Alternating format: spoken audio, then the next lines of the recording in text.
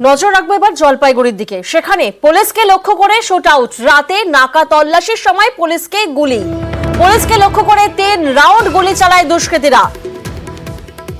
যে ছবি আপনাদেরকে দেখাচ্ছি, রাতে এই সময় এখানেই নাকা তল্লাশির সময় পুলিশকে উদ্দেশ্য করে গুলি চালানোর ঘটনা সামনে উঠে আসছে। গুলি চালায় দুষ্কৃতীরা, 3 রাউন্ড গুলি চালানো হয়। শান্তনু এই মুহূর্তে আমাদের সঙ্গে রয়েছেন। শান্তনু, রাতে নাকা তল্লাশির সময় পুলিশের উপর এভাবে শুট আউটের যে ঘটনা সামনে উঠে আসছে, সেক্ষেত্রে এখনো পর্যন্ত কোনো চিহ্নিতকরণ হয়েছে পুলিশের তরফ থেকে? দেখো প্রিয়াঙ্কা, পুলিশ এখনো পর্যন্ত কিন্তু ঘটনায় কারা জড়ো হয়েছিল এবং তারা কারা কোথা থেকে এসেছিল এখনো পর্যন্ত স্পষ্ট করতে পারেনি।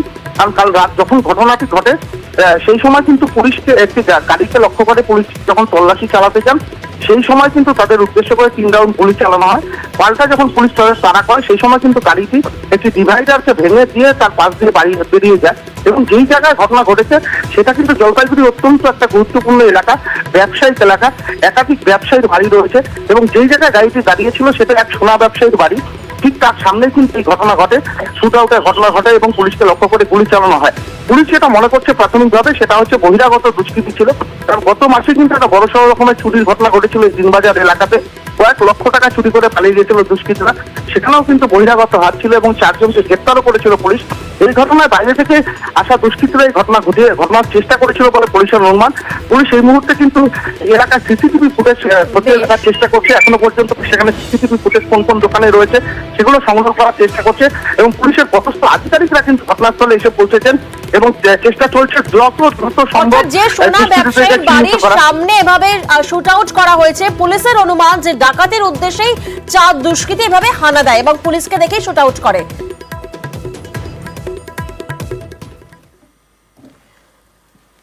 গতকালই আমরা নজর রেখেছিলাম মালদার গাজলে, সেখানে ডাকাতির ছকের দিকে এবং ডাকাতি করা হয়েছিল সেখানে, যেখানে সিসি ক্যামেরার ফুটেজে কার্যত স্পষ্ট ছিল 8 জন দুষ্কৃতী সেই ব্যাংকে আসে এবং টাকা লুট করে একেবারে আগ্নেয়াস্ত্র দেখিয়ে।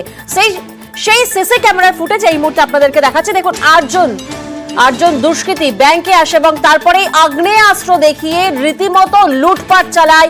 ব্যাংক কর্মীদের মোবাইল কেড়ে নেওয়া হয় এবং তারপরে আগ্নেয়াস্ত্র দেখিয়ে লুটপাট চলে এবং বোমা ফাটিয়ে চম্পট দেয় সেই দুষ্কৃতীরা। আর তারপরেই চলে একদম ফিল্মি কায়দায় এক অপারেশন। পুলিশ ধাওয়া করে এবং তারপরেই নারায়ণপুর গ্রামের সামনে পুলিশ এবং সেই দুষ্কৃতীদের গুলির লড়াই চলে। যে গুলির লড়াইয়ে আহত হয় এক দুষ্কৃতী, তখনই ধরপাকড় করে 2 জন দুষ্কৃতীকে সেই সময় পুলিশ গ্রেফতার করে। গাড়ি ছেড়ে যখন মেঠো পথ দিয়ে তারা পালাতে যায় সেই সময় পুলিশের হাতে পাকড়াও হয় 2 দুষ্কৃতী। পুলিশ গুলি চালায়, তারা পাল্টা গুলি চালায়, ফিল্মি কায়দায় এক অপারেশন চলে। আর সেই অপারেশনের পরেই 2 দুষ্কৃতী পুলিশের জালে আসে।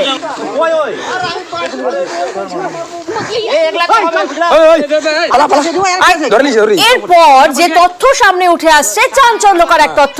প্রতিবেশীর ডাকাতির ছক, ভাবুন একবার, ব্যাংকের ডাকাতি প্রতিবেশীর। গাজলে সমবায় ব্যাংকের ডাকাতির ছক সমীর মণ্ডলের। অস্ত্র ও লোক জোগাড় করেছিল সমীর মণ্ডল। পুলিশের গুলি খেয়ে ধরা পড়ে যায় সমীর মণ্ডল। ধরা পড়েও নির্বিকার সমীরের অভিযোগ অস্বীকার। তোমরা কজন ছিলে? 8 জন ছিলে। হঠাৎ করে এই ব্যাংকে ডাকাতির পরিকল্পনা কেন? এই ব্যাংকে তোমার আত্মীয় চাকরি করে? যে বলতে পারবো। তোমাদের অস্ত্র কোথা থেকে পেলে? অস্ত্র আমরা নিয়ে আসছিলাম, ওরা করে নিয়ে আসছিল।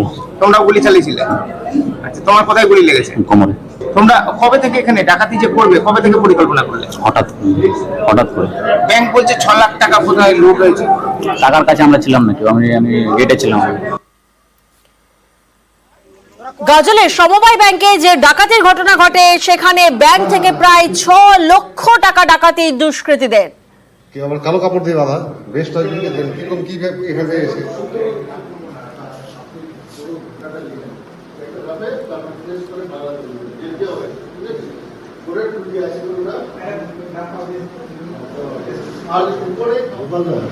আগ্নেয়াস্ত্র দেখিয়ে চলে লুটপাট।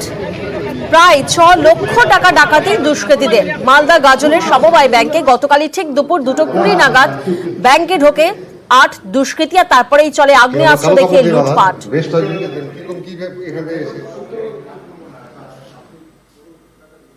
গাজলে সমবায় ব্যাংকে ডাকাতির ঘটনার পর পুলিশ ডাকাত দলকে ধাওয়া করে, আর তখনই পুলিশ ডাকাত দল গুলি বিনিময়ের ঘটনা ঘটে এবং তাতে 2 জন ডাকাতকে গ্রেপ্তার করে ফেলা সম্ভব হয়েছে।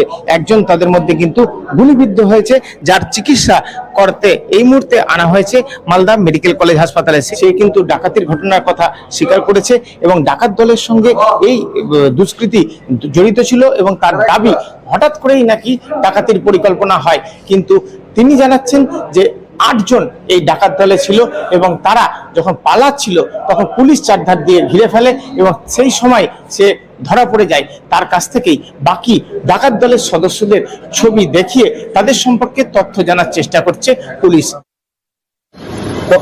কত টাকা লুটপাট হয়েছে? এখান থেকে প্রাথমিক আমরা যেটা হিসেব করেছি 5 লাখ বেরোর মতো হয়েছে। বলছি যে একজনের গুলি লেগেছে, তার শারীরিক অবস্থা কেমন আছে? মালদা মেডিকেল কলেজে ভর্তি আছে, আমরা ছিলাম সেখানে, ডক্টররা দেখছে আপাতত স্টেবল আছে। পুলিশের চোখে ধুলো দিতে দুজোড়া পোশাক ব্যবহার করে ডাকাতরা। 4 জন ডাকাত ধরা পড়েছে। লুট হওয়া টাকা এখনো উদ্ধার হয়নি বলে জানিয়েছেন পুলিশ সুপার। উদ্ধার হয়েছে আগ্নেয়াস্ত্র, উদ্ধার হয়েছে বোমা।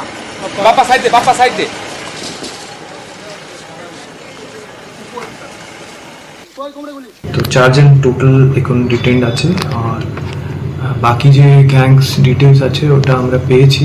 তো ওটা আমরা রেড করছি, আর কিছু বম্বস পেয়েছি, আর আমরা আর্মস রিকভার করেছি। পুরনো রেকর্ড আছে স্যার, যারা ডিটেইন হয়েছে তাদের পুরনো রেকর্ড আছে, ক্রিমিনাল রেকর্ড। একজনের আমরা জানি। বলছি চাঁচলের ডাকাতির সাথে কি এই গ্যাংয়ের কোনো সম্পর্ক আছে? চাঁচলের ডাকাতি এটা এখন আমি বলতে পারবো না, কিন্তু আমরা যাতে ইন্টারোগেট করবো করে আর বাকি লোক অ্যারেস্ট হবে তখন আমরা খুব ভালো করে তখন বলতে পারবো। আর এবার আপনাদেরকে জানাই, এই যে সমীর মণ্ডল, যাকে গতকাল গ্রেফতার করেছে পুলিশ ডাকাতির ঘটনায়, সেই সমীর মণ্ডলের বিজেপি যোগ। 2018 সালে পদ্ম টিকিটে পঞ্চায়েতের লড়াই করে, গাজলের রানীনগর 2 থেকে ভোটের নামে এবং ডাকাতির ঘটনাতেই গুলিবিদ্ধ ব্যাংককর্মী সমীরের আত্মীয়। অর্থাৎ ডাকাতির ঘটনায় গতকাল যে হিসাব রক্ষককে গুলি মারা হয়েছিল সেই ব্যাংককর্মী এই সমীরের আত্মীয়। তবে দুজনের মধ্যে সুসম্পর্ক নেই বলেই দাবি করা হচ্ছে। পঞ্চায়েতে দাঁড়ালো, কোন পার্টি থেকে? বিজেপি পার্টি থেকে। বিজেপি পার্টি থেকে দাঁড়ালো, দাঁড়া থেকে তারপর তো কেস 2টা হয়ে গেল। ওর কেস দিয়ে দিল, তৃণমূল পার্টি কেস। জলে বলতে 28 দিন না 1.5 মাস ছিল বোধ হয়, 1.5 মাস 2 মাস। মালদা জেলে, রায়গঞ্জে জেলে ছিল, বালাঘাটে জেলে ছিল। ঠিক আছে, জাম টাম করলাম, তারপরে থেকে তো আর এখন বাড়িতেই ছিল। এখন আজকে যে হঠাৎ হয়ে যাবে আমি তো জানি না। 2টো ছেলে ছিল রাত্রিবেলা, ওই আর একটা সময় মানে কি ওরা চলে গেল। এই শব্দ হলো, আওয়াজ যখন শুনতে পেলো কি আমি জানি টায়ার বাস্ট হয়ে গেলো গাড়ি সবসময়। তারপর আর একবার আওয়াজ হলো, তারপর শুনতে এই ব্যাংক বেলা ছিনতে হয়ে গেল। আচ্ছা, ব্যাংকের কর্মী যে চলো গুলি খেয়েছে সে আপনার কে হয়? ভাগিনা। সংসার ওই তো বউটা তো ওখানে থাকে, ছেলেটাকে আমাকে পড়াচ্ছি, ওই তো একাই খায়। আমাকে মানে কি এখন 30 বছর 30 টাকা আমাকে দেয়নি না, কোনো সম্পর্ক নাই আমার।